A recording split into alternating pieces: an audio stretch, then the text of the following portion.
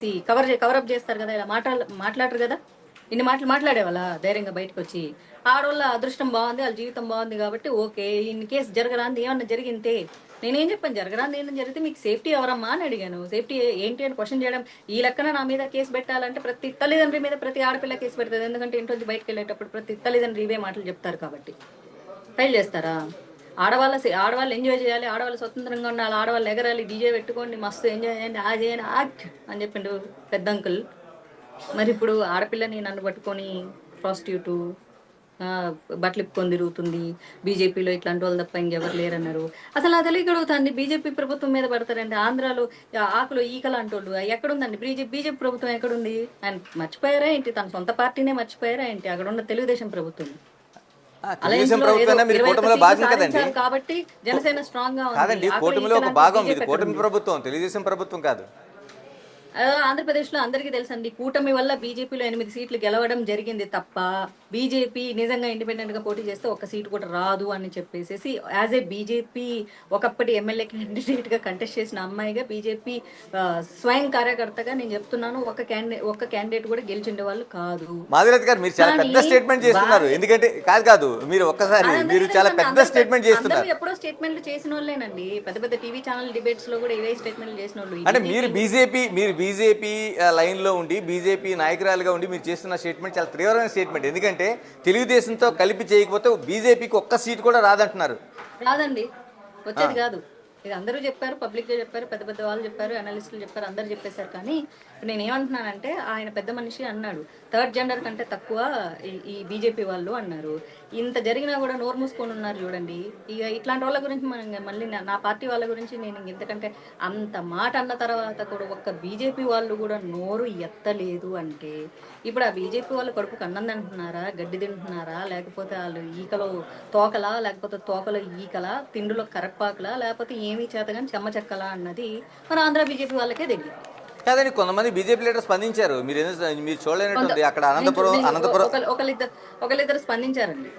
ఇప్పుడు మంత్రి సత్యకుమార్ గారు స్పందించారు. తర్వాత అనంతపురం బీజేపీ లీడర్ సందిరెడ్డి గారు స్పందించారు. అదే చూసాను నేను. అదే ఒకరిద్దరు, నేను అందరి గురించి అనలేదు, ఒకరిద్దరు స్పందించారు. నేను ఇందాక వేరే ఛానల్లో చెప్పాను, మేబీ మీ దగ్గర మిస్ అయిపోయింటా. వరుస పెట్టుకొని అందరికి ఇంటర్వ్యూ చేస్తున్నాను కదా, మైండ్ బ్లాక్ అయింది. ఎలాగా అంటే మాధవీలత గారి వల్ల ఇప్పుడు ఫస్ట్ మీరు చెప్పింది బీజేపీ ఏపీ దాంట్లో కూటమి ప్రభుత్వంగా మీరు గుర్తించట్లేదు. ఫస్ట్ తెలుగుదేశం ప్రభుత్వం మాత్రం అంటే ఇక్కడ నేను చెప్పిన విషయం మీరు గుర్తించలేదు.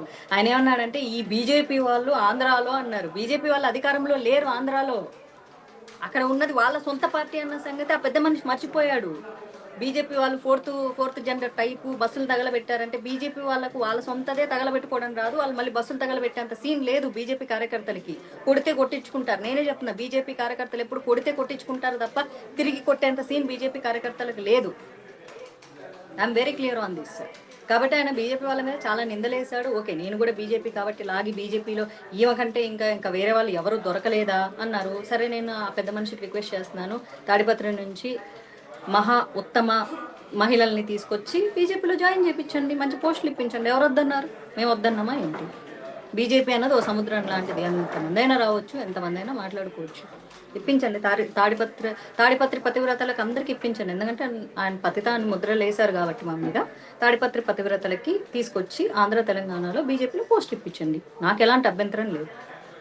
ఈ బస్సు కట్టడం సంబంధించి ఏం జరిగి ఉంటదండి మాధవలత గారు? ఇప్పుడు వాళ్ళు కాదంటున్నారు, వీళ్ళు కాదంటున్నారు. అసలు బస్సు గురించి నాకు తెలియదు. ఆ ఫుల్ వీడియోలో ఆయన ఒకటే అన్నారు, నేను కేసు పెట్టాను అని. మేబీ కేసు పెట్టలేరు, ఎందుకంటే బస్సును వాళ్ళే తగలబెట్టుకున్నారు కాబట్టి.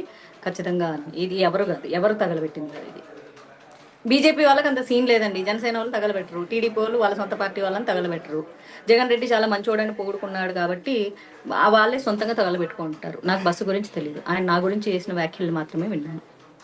కదండి, ఆంధ్రప్రదేశ్ రాష్ట్రంలో తెలుగుదేశం బీజేపీ ఒక మిత్రపక్షంగా నడుస్తుంటే మాధవీలత గారు పెట్టిన చిచ్చు ఇప్పుడు ఎక్కడికి పోతుంది అనేది ప్రశ్నకి ఏం సమాధానం చెప్తారు? చాలా సంతోషం అండి. మాధవీలత చిచ్చు పెట్టింటే కనుక ఈ చిచ్చు కంటిన్యూ అవ్వాలనే కోరుకుంటున్నాను. ఎందుకంటే నేను రాజ్యాంగబద్ధంగా, ధర్మబద్ధంగా మహిళల మీద చాలా డీసెంట్ లాంగ్వేజ్ యూస్ చేశాను. అన్పార్లమెంటరీ లాంగ్వేజ్ యూస్ చేస్తూ ఫ్రీడమ్ ఆఫ్ ఎక్స్ప్రెషన్ని ముక్కలు చేస్తూ చాలా నీచమైనటువంటి కుసంస్కారమైనటువంటి భాష, వయస్సుతో కూడా కనీసం ఆయన వయసుకు కూడా విలువ ఇవ్వాలన్నటువంటి ఒక ఆలోచనను కూడా నాలో చంపేసిన ఒక పెద్ద మనిషి మాట్లాడినటువంటి మాటల్ని సమర్థించే వాళ్ళు సమర్థించుకోవచ్చు. ఆయన పొగిడే వాళ్ళు పొగుడుకోవచ్చు, ఓ మాధవీలతని ఇలా తిట్టొచ్చు అని